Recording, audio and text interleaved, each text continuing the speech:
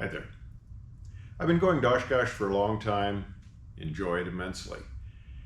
Last number of years, my son has joined me also. I'm a retired 777 pilot. He's a current 777 pilot, and quite a bit ago I taught him how to fly. So we enjoy aviation together, we enjoy Oshkosh together. In fact, just before we went up to Oshkosh, we were flying aerobatics in this airplane. Unfortunately, that was my last time this year that I'll be flying aerobatics in this aircraft. A very unfortunate thing came out. I was up there Monday, and like I said, it's usually a happy time for me. But Monday I found out about a service bulletin that had just been published. It's available on the Waco website. It's number GL-SB0002. And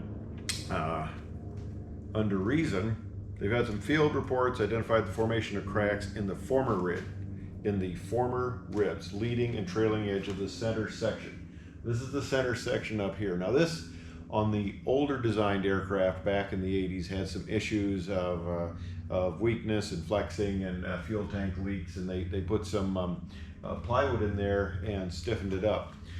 Stiffening something up isn't always a good solution, but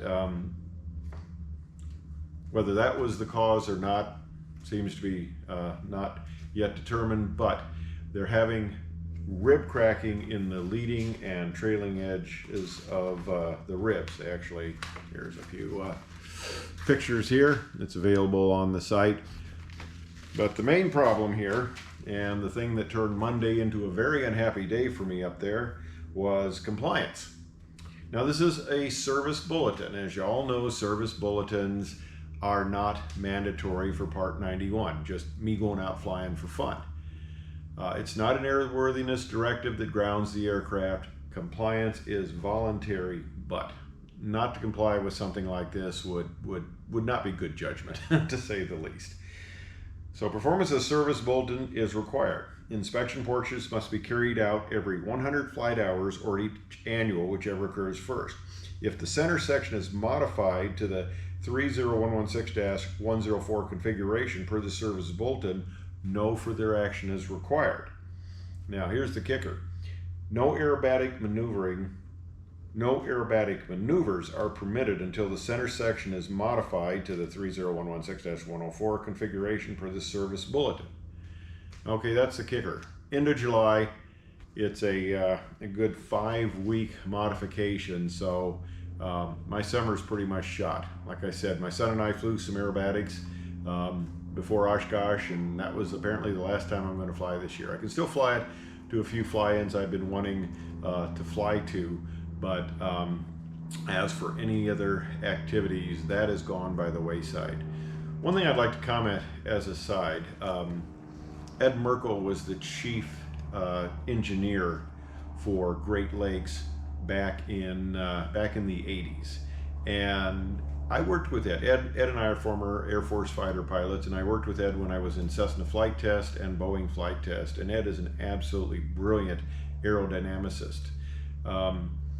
He designed the Cessna 303 flight control system, and I did some service testing on that, and it was absolutely beautiful. When I put down the flaps in my 310 going from 0 to 15, the aircraft balloons, all the 310s do that. On the 303, I could put the gear and flaps down and nothing changed. Absolutely beautiful. The thing I regret, of course, I had no idea I was going to buy a Great Lakes airplane a good 40 years into the future. I would have loved to have picked his brain, but unfortunately he has passed away.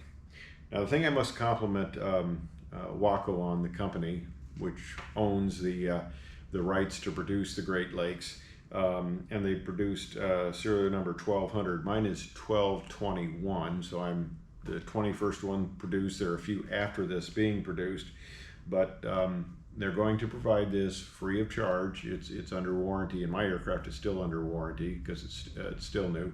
I've got about 50 hours on it, but they will provide that service, and I know they'll do a very good job. I talked to Dieter, their new CEO, and he is very determined to do things right, and I think he's bringing a lot of responsibility to the company, and I think things will go well. So that's it. I'm grounded from doing aerobatics for the rest of the year until I get this fixed, but they're going to take care of it, and hopefully I'll be back next spring. I may have a few videos that will not include aerobatics because I will not be doing aerobatics, but there will be a few videos hopefully. But the aerobatics for now are gone. Thanks for watching.